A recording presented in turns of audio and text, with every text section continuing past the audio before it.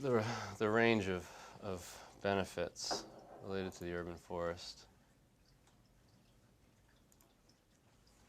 is, for example, and this is all based on scientific research. I'm not just making this up. I mean, it's all, That's there's why we are a here. ton of research that's in the background on this. Some of the more kind of straightforward things is, and when I say benefits, there's benefits and costs. It's don't, you know, we've obviously we have a tendency to focus on the benefits if we favor trees, but there's also costs involved too. So when we talk about air and water pollution, we're talking about, to some degree, mitigating it. You know, having a tree intercepts rainfall, and so in Florida, when you've got a deluge, you know, happening, the tree can actually slow that water down so that when it hits the ground, it's more likely to be absorbed in the ground rather than running off into the street. And that's fundamentally a major benefit for reducing stormwater pollution. Other things, obviously, carbon. You know, trees absorb lots of carbon, they store carbon. So I think one thing the artist could consider was not the fact that trees store carbon, because obviously we all know that, but more importantly, what happens to the tree when it dies, or what happens to the tree when it's trimmed in the urban environment? Depending on the fate of that, you know, trimmed tree, or, you know, whether it gets chipped up into wood chips, or whether it gets brought to a landfill, or whether it gets brought to an incinerator, or whether it gets turned into park benches. You know, if you can either release that carbon back into the atmosphere, or you can lock it up continuously. So that's often not thought of when people are talking about carbon storage and the whole, you know, climate change issue. And, you know, it can be a big component of all of that carbon that the trees have stored up over a long period of time. You've got a choice when that tree dies to either release it back into the atmosphere or continue to lock it up indefinitely. Anyway, that's, you know, things like climate moderation and energy conservation. I mean, Joanne Sullivan was talking about the, you know, in part how the urban heat island effect, and trees, obviously the shade provided by trees can help mitigate the urban heat island effect, or prevent it, I guess. Similarly with energy conservation, where you've got large shade in a neighborhood and the air temperature because of that is slightly cooler than it would have been without the trees, obviously that's going to save cooling costs in houses, so that translates to an energy savings. But go into some other ones that people like. Social cohesion. Where does that come from? Social cohesion. Well, if it's, in one way it's fairly straightforward. If you think about particularly Florida, if you're outside and it's hot, you're going to tend towards standing in the shade. Well, trees provide shade, you know, and so what they found is that particularly in sort of you know, public housing complexes, or in cities, been some studies in Tokyo where you've got trees in these areas. People, for example, in the old Chicago housing complexes, they had, you know, sort of identical buildings. People were sort of randomly put in these buildings. Essentially, they're randomly assigned, you know, apartments, and then some of these buildings, they differ in their landscape outside, and the landscapes that had lots of trees were much more conducive to people hanging out. So if people are hanging out from one of these, you know, public housing complexes, they're more likely to be talking as neighbors and sort of building that social cohesion. And then they've also found the direct links between, you know, obviously social cohesion and reduced crime in the actual building where those people live. So, you know, just something as simple as having trees, you know, or landscaping, I should say, to broaden it a little bit, can have some dramatic effects. And public health, similarly. I mean, like, you know, maybe a dramatic one is having walkable streets. You know, particularly in denser cities where, you know, if it's if it's all concrete, then there's been some studies saying some older people were less likely to get out and walk around on the streets, whereas the streets that were much more walkable, elderly people were out there walking. They were getting more exercise, and they did a study on following this cohort of people, 3,000 people or something like that over 5 years or something like that, some period like that, and we're able to notice a difference in mortality rates. Just sort of a initial step into looking at, just the walkability, but the street trees helping to provide some of that walkability, and translating that into getting people out there, more exercise. I mean, we obviously have, an obesity problem in this country, and perhaps if our streets were more walkable, people would be, getting more exercise, and it would affect that public health in that way. There's preferences. I mean, there's been studies to suggest. There's obviously a lot of studies looking at racial, cultural differences and preferences, and kind of coming from, in part, the environmental justice kind of literature, and then leading into, well, is it really, environmental justice, or is it preferences? And just they found there's some differences in preferences, and then some people prefer the manicured landscape, and then others prefer the more wild, landscape look. And so in culturally appropriate landscaping, maybe is something to consider in neighborhoods. And I mean, I don't want to go out on a limb too far, but there's some reason to suggest that there's differences in Tampa with the Hispanic population. Maybe a difference in a difference in the preferences for trees, and perhaps preferring less large trees. Yeah, I'm probably already out on a limb too far, but no, it doesn't. It's not a lot of scientific research. That, there's some, and then some anecdotal kind of support for that, but it's a question that should be investigated.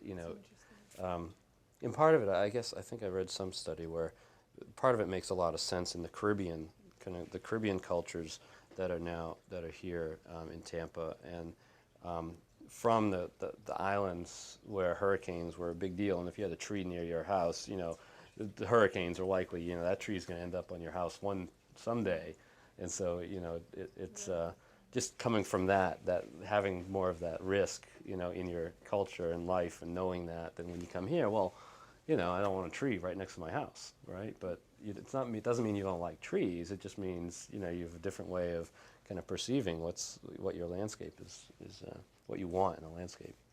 So there's some neat questions like that. What we did with this study was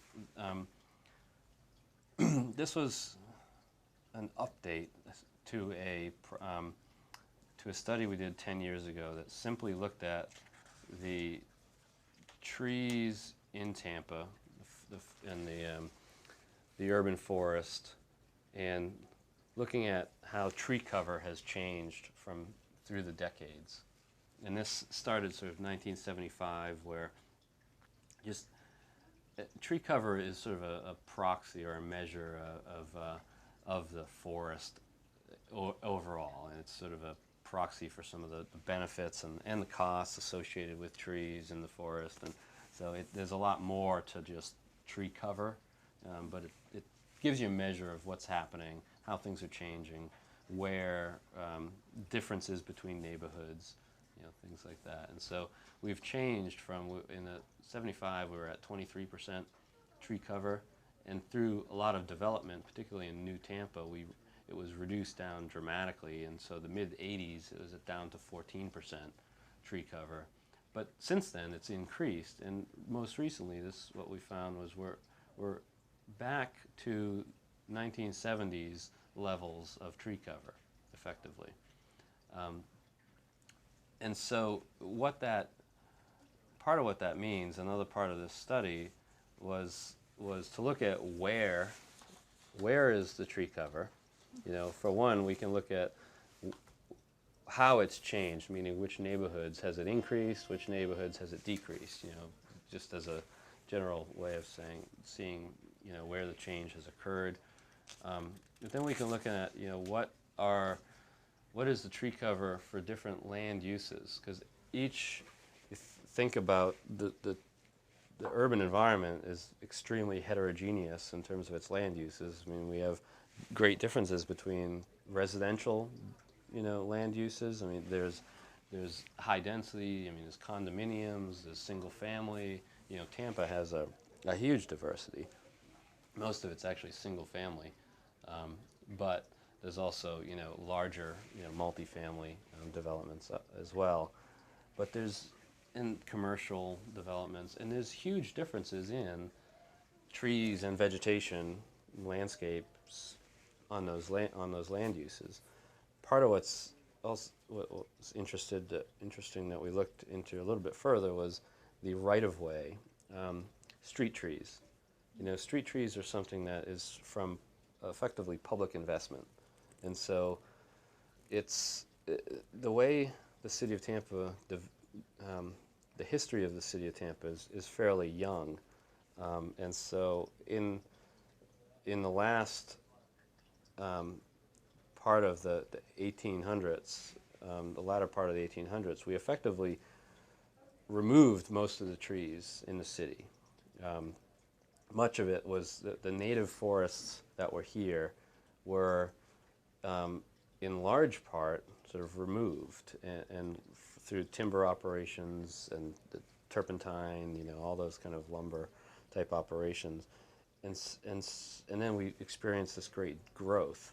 So what we have sort of in Tampa is mostly a sort of socially constructed, urban forest where we actually planted much of what's here, or it was through natural dispersion. The trees grew. And if you look at the street tree, that's a good example of really something that was specifically planted through public investment mechanisms. And we wanted to look at where are street trees located? Which neighborhoods have street trees? If it's public investment, you would think that the public investment would be equitable, throughout the city.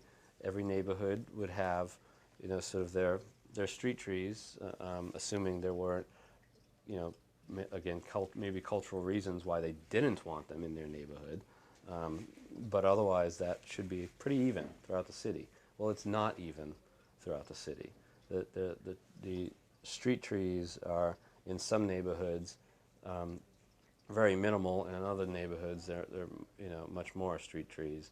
And running some sort of spatial analysis and stats on that, what we find is that effectively the lower income Black, Hispanic communities have disproportionately less street trees than the white, wealthier, Tampanians. And that doesn't speak at all to the reasons why.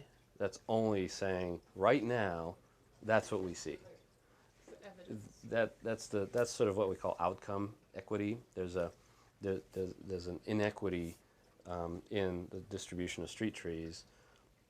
That doesn't mean it was deliberate. It doesn't mean there was racism. It doesn't, necessarily. That's basically, we don't know the reasons why, and that's sort of the next step, at least in my work, is looking at, how has the distribution of street trees changed through time. How have our particular neighborhoods, have they used their political power to sort of get more of the public investment in their neighborhood? Has it been cultural choices? Has certain neighborhoods said, no, we don't want trees, and we don't want the hurricane, the risk of storm damage, whatever it is. We don't know that yet, but but there is that sort of outcome, inequity right now. On the distribution favors the wealthier, whiter neighborhoods, for street trees. And actually, the same thing holds up when you look at the overall tree cover in a neighborhood as well. So it's not just the street trees; it goes a little bit beyond that. And so you have to kind of look into that a little bit further. So you're particularly looking at the city of Tampa. This is focused on the city of Tampa.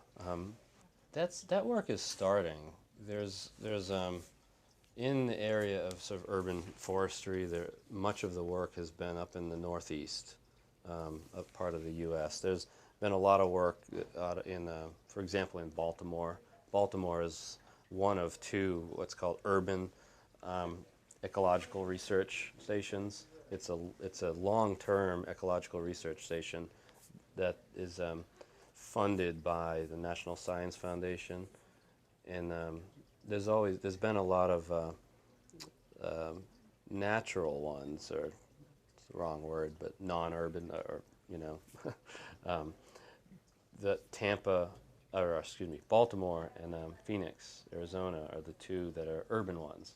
So looking at the urban environment, the urban ecology over time, and there's been a lot of work in Baltimore. There's been a lot of work in New York, Boston, and in other parts of the Northeast by sort of urban forestry researchers up there. Tampa is one of the first in the Southeast to do this kind of analysis. This being part of it, looking at the overall tree cover, where it's located, how it's changed.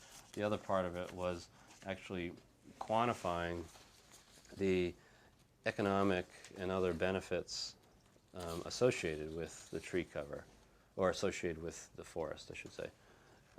And through that was a sampling protocol that we, on the ground, looking at individual trees, what's the health of the tree, what's the size of the tree, and through that doing some modeling. For example, looking at some good stats. One of the things that was interesting is that in terms of the number of stems of trees in Tampa, based on this work, red mangrove, which is Tampa's unique in that way. It's a coastal, city. The mangrove is part of the city. I mean, it's part. We have mangroves. It's part of our urban environment, and it's actually a huge part of the urban forest. Another one, Brazilian pepper, which is an exotic, invasive exotic. People spend a lot of money trying to get rid of it. That's a huge part of the urban forest also. It's also, being a huge part of the urban forest, it's also, for example, storing a lot of carbon. Well, we don't want Brazilian pepper, so what do we do with that carbon when we get rid of it? Or how do we replace that sort of, ecosystem service that it provides right now?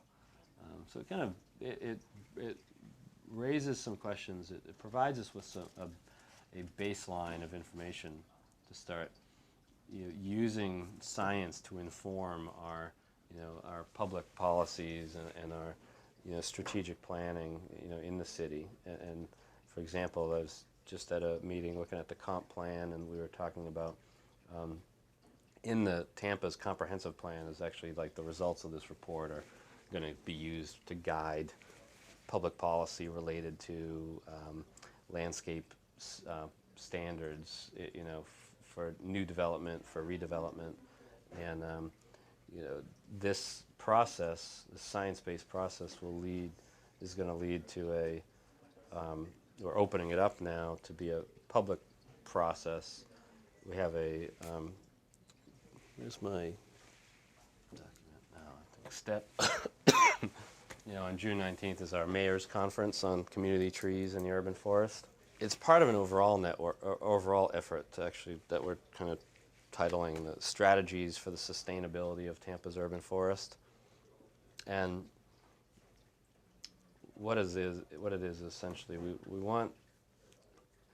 we have the science, and we have some baseline information right now, saying what's out there, where is it, what's it doing for us.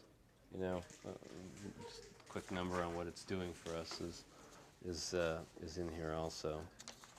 There's a ton of information in here, so. That was the executive summary. I should just use that.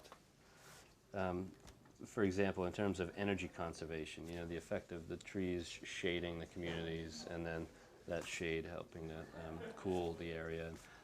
The value of, you know, 4.2 million a year, for example. Just putting these in economic terms, the terms used by people who use like ecosystem services, for example. You know, what have you done for me lately? Kind of saying that to the tree.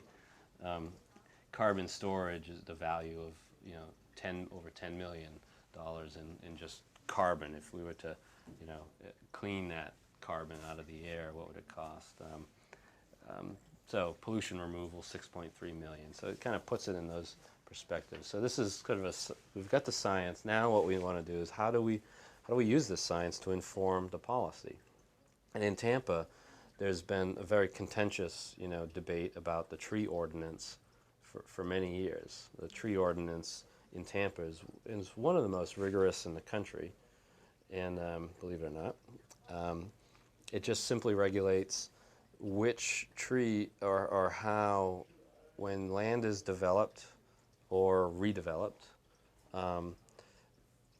it kind of specifies what has to be preserved of the trees that are there, and then how much of the property needs to be maintained as vegetation or as landscape, as opposed to, you know, paved over or built with a house on it. So and there's always an argument, obviously, about, you know, you're forcing private property owners to preserve trees on their property, and it increases the costs for construction, and so that's one side of the issue. The other side is, well, those trees are serving a public, you know, benefit in the neighborhood. If we, you know, cut down all those trees, then pretty soon our neighborhood, you know, our city's going to just be full of concrete.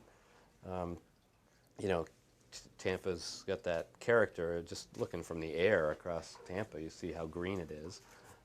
And then from the neighborhoods, you drive through these shade streets, and, you know, so there's always these arguments about, well, how much regulation, what can you expect of the private property owners? You know, shouldn't all the trees just be planted in public areas?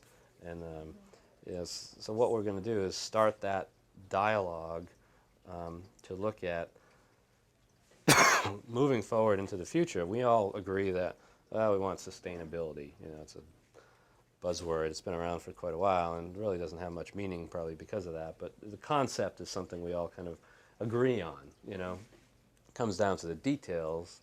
You know, there's a lot to be worked out.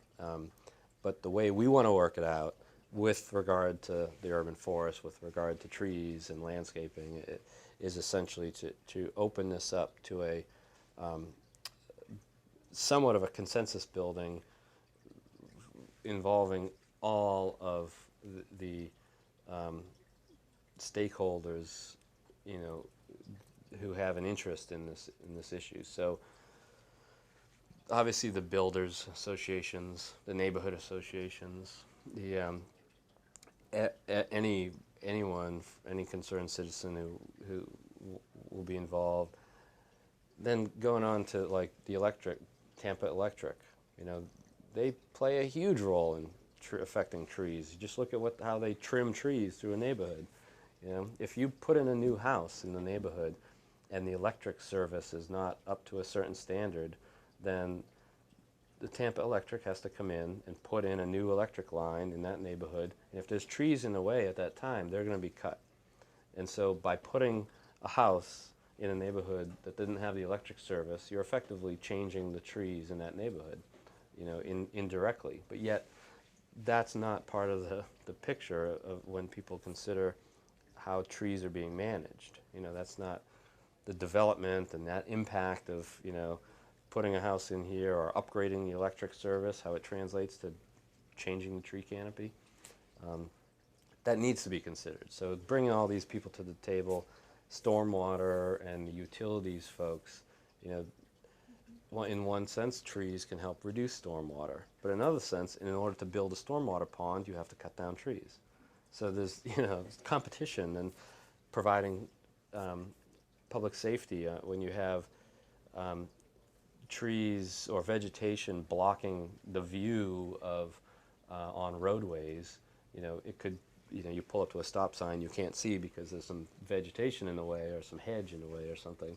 Then it's a public safety issue that needs to be addressed. So there's that public safety competing with, the need for trees. But all of this, it can all be worked out. But what's happened to date, at least, is there's just been a lot of arguments. And so this process is sort of designed to get people all sitting at the table to say we're going to disagree. That's the political in this. The political democracy is about disagreement. It's not about agreement. It's about disagreement. And so let's disagree. But let's see first of all, where do we agree? Because we all agree on some things. Let's start there. Okay, let's take that. We agree here. Let's start working on that. Now let's say, where do we disagree? Let's start saying, okay, well, you want to cut down the trees when you build a house because it's cheaper to just cut them down, build a house, plant new ones. All right, what's the long-term impact of that scenario versus requiring you to keep the trees that are there and work around them? And we don't know the answer to that yet, really. I mean, frankly, I've not seen actually any research that says that, cutting down these large trees and replanting with new ones is fundamentally worse, in the long term than having to keep the trees. But just taking those two scenarios, what would the city look like in 20 years if we allow this one versus this one? And so we take the science and we take the disagreement and we kind of project it forward and we say, this is what it might look like. Here's a picture of South Tampa if we allowed redevelopment in the area to continue where we had to preserve trees versus where we were allowed to cut down and replace trees. And let's say, what do you want to see, in your neighborhood and in the future, and use that as a way of informing these discussions about the disagreement. And it may not, solve the problem. People still may disagree, or it may say, "Oh, now I see." Hey, we can cut them down and replant new ones, or vice versa. And that may be where that's where a lot of opportunities for the creative part.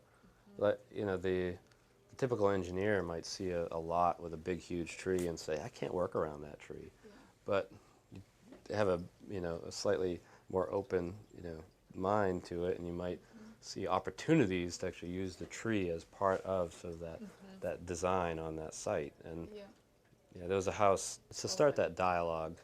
That's really what it's about. And what was kind of telling was that what's interesting is that the city contracted with us to actually do this report. And as part of that contract, what they wanted was recommendations, sort of policy-based recommendations.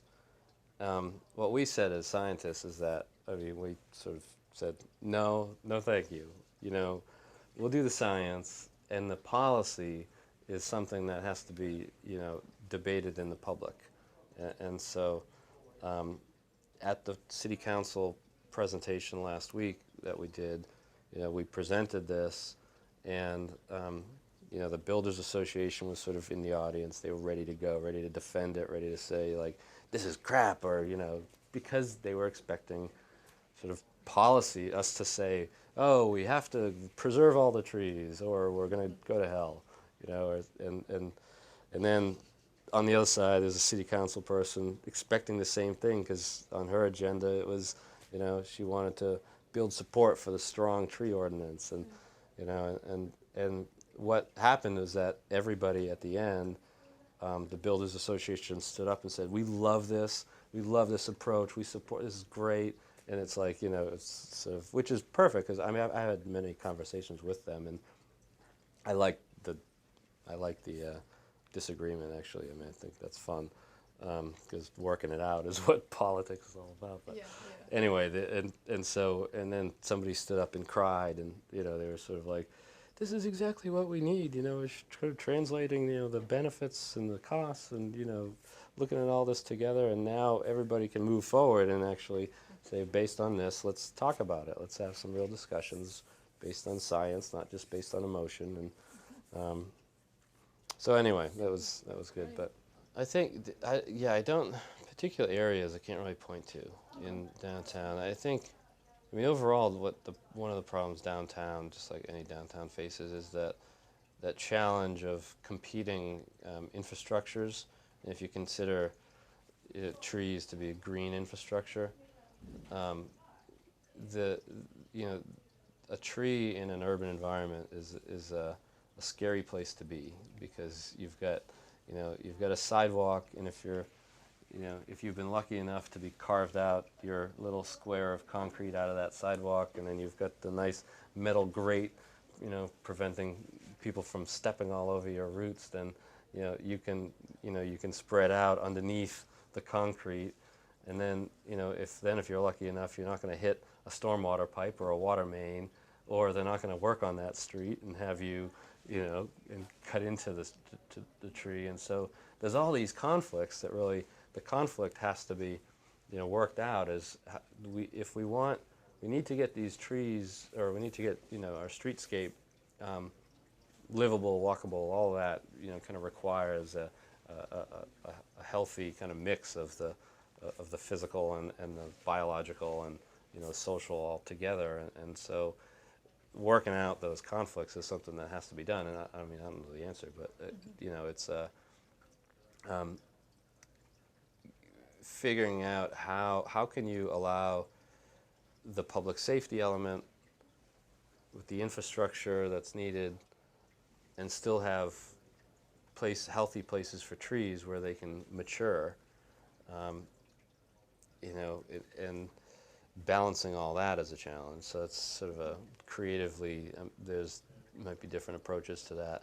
I think any of the public spaces, if you walk around,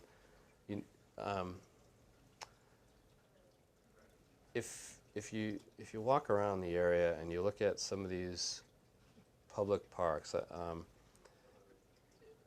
and you look at who's using them, or if they're being used, particularly in the heat of the day, I mean, one thing that you might find that's pretty clear is that people are tending towards where there's places with shade, like Franklin Street around, that area, where they've got some shaded areas and people are out there.